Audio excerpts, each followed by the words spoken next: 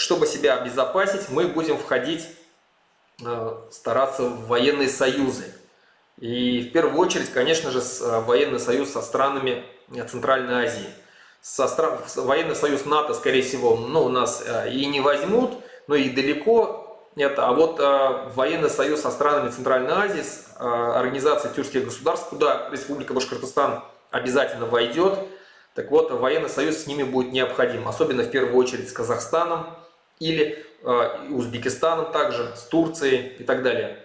И, конечно же, военный союз с государствами, которые появятся, новые государства Поволжья. Это Татарстан, это Чувашия, это Мариэл, Эрзия, Эрзян-Мастер, Удмуртия и так далее. То есть, конечно, у нас должен быть свой союз, чтобы в случае агрессии мы могли помочь друг другу отразить эту военную агрессию.